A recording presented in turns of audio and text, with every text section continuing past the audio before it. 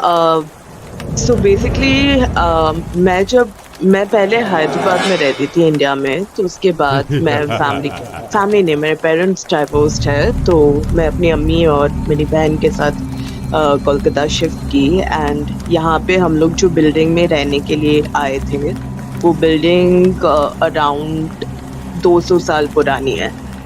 और हमारे आने से पहले हमारी फ्लोर बंद थी।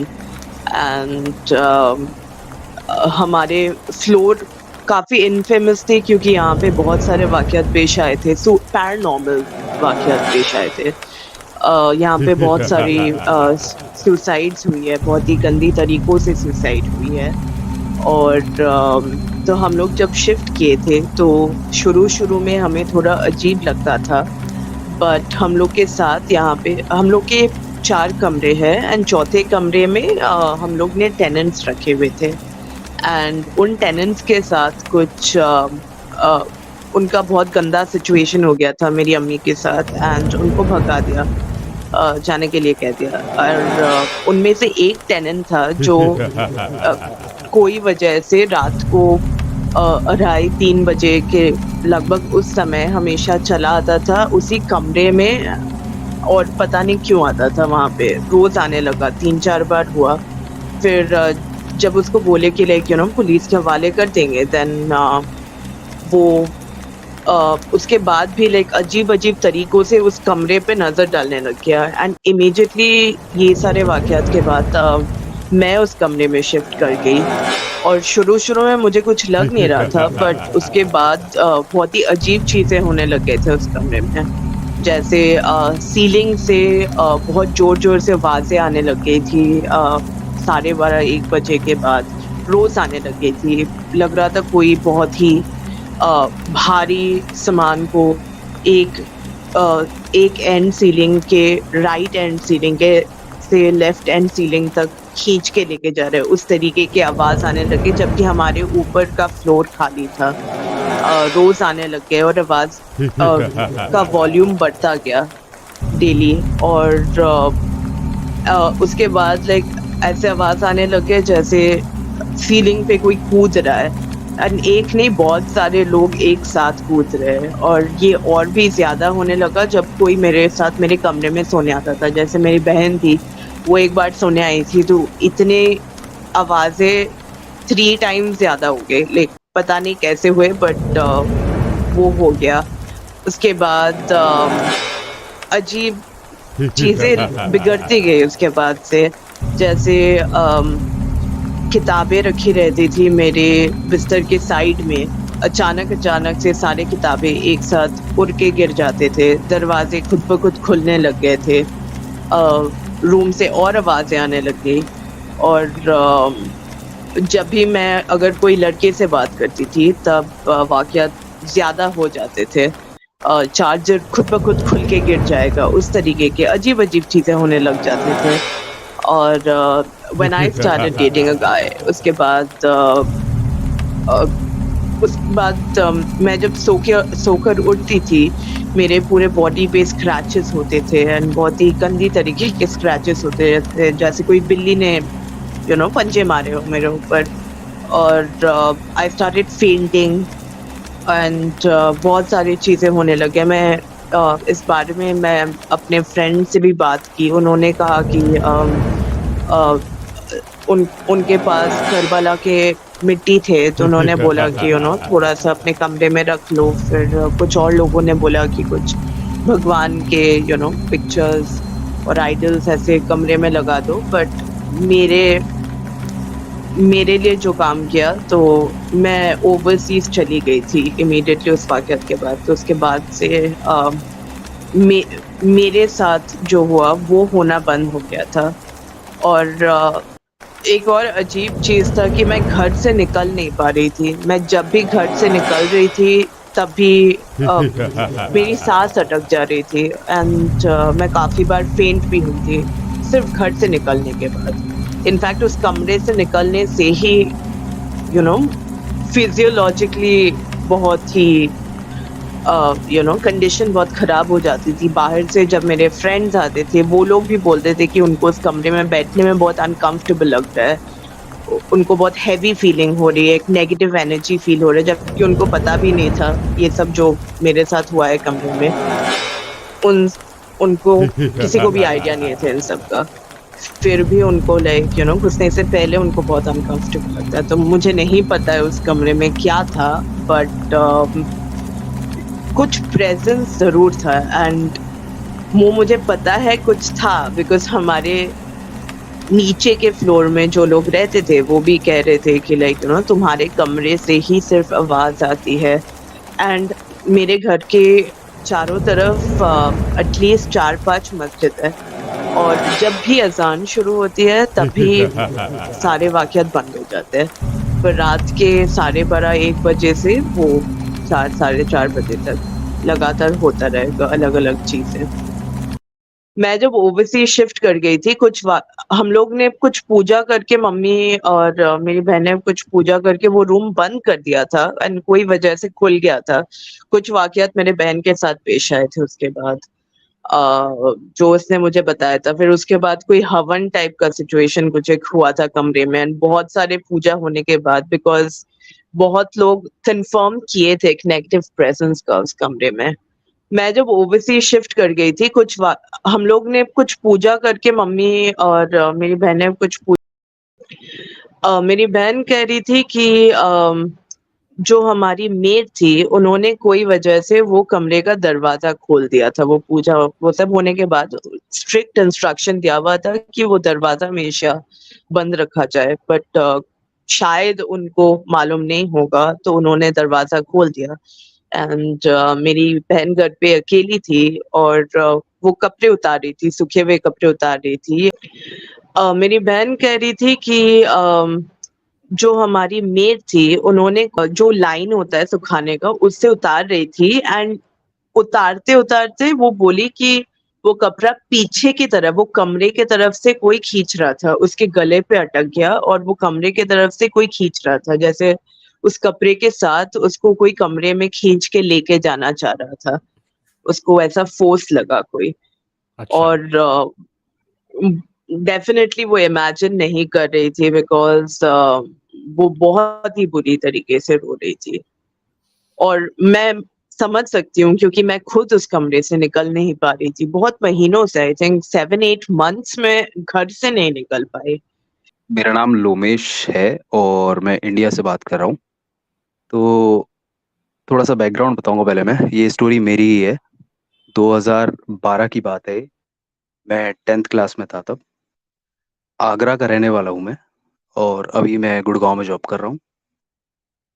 तो 10th के बोर्ड्स थे, जनवरी का टाइम था। तो हमारी जो फैमिली है, इट्स अ न्यूक्लियर फैमिली। तो हमारे जो बाबा थे, मेरे फादर के फादर, उनकी सिस्टर डाइवोर्स होने के बाद उनकी शादी अजमेर में हुई थी। ये बैकग्राउंड है। तो उनकी शादी अजमेर में हुई थी, और ड्यू टू सम रीज़न उनका डाइवोर्स तो नहीं हुआ था, बट वो वापस आगरा ही आ गई थी, तो हमारे घर पे ही रह रहे थे। तो कुछ टाइम वो हमारे यहाँ पे रहे, करीबन 4-5 साल। और फिर वो वापस चले गए अजमेर। तो अजमेर पहुंचने के बाद लगभग 2 हफ्ते में उनका शी पास्ड अवे। तो बिकॉज़ अब वो हमारे यहाँ काफ़ी टाइम तक रहे थे, तो हमारे पूरे फैमिली में जितने भी लोग थे, वो सब उनका जो फ्यूनरल का जो भी होता है, वहाँ गए।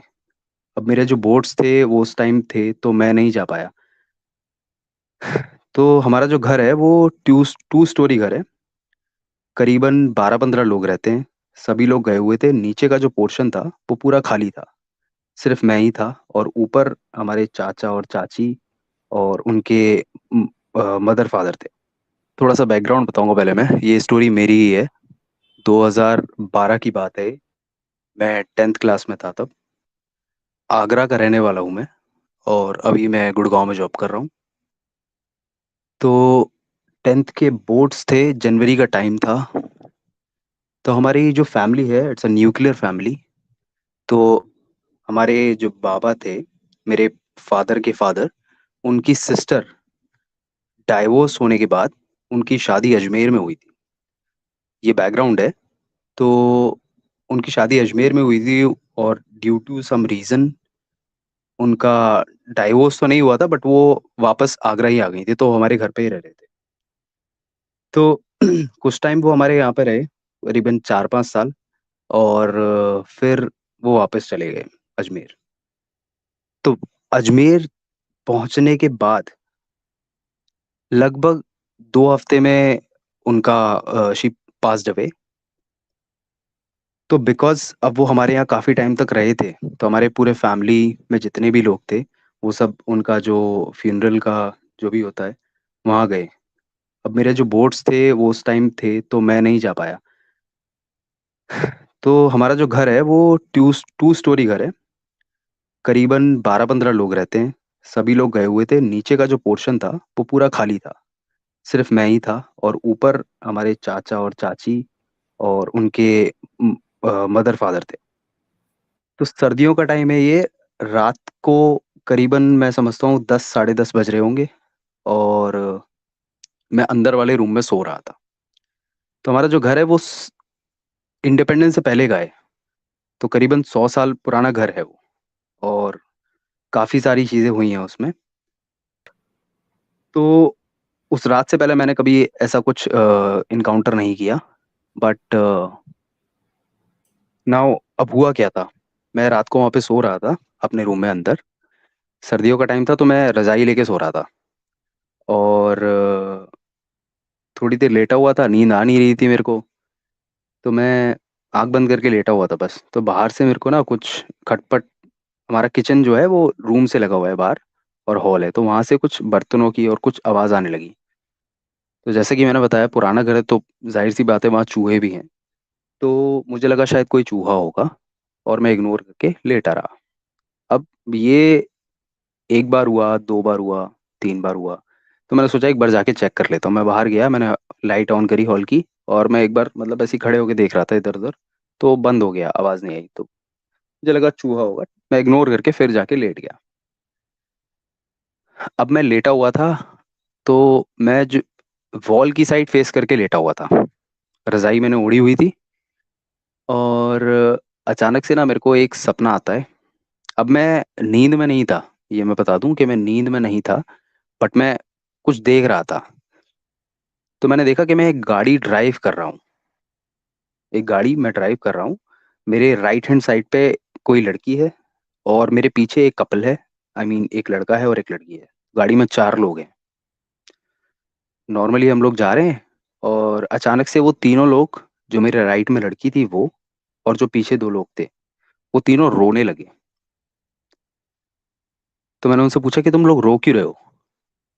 तो जो मेरे राइट में जो लड़की थी, वो बोलती है कि अपनी मुट्ठी खोलो। तो मैं देखता हूँ कि मैं एक हाथ से मैंने स्टीयरिंग व्हील पकड़ा हुआ है, और जो मेरा दूसरा हाथ है उसकी मुट्ठी बंद है। तो जब मैंने मुट्ठी खोली, तो सब कुछ एकदम वाइट, वो सब चला गया, एकदम सब वाइट वाइट दिखने लगा मेरे को। और उस पॉइंट पे मैं एकदम जाग चुका था।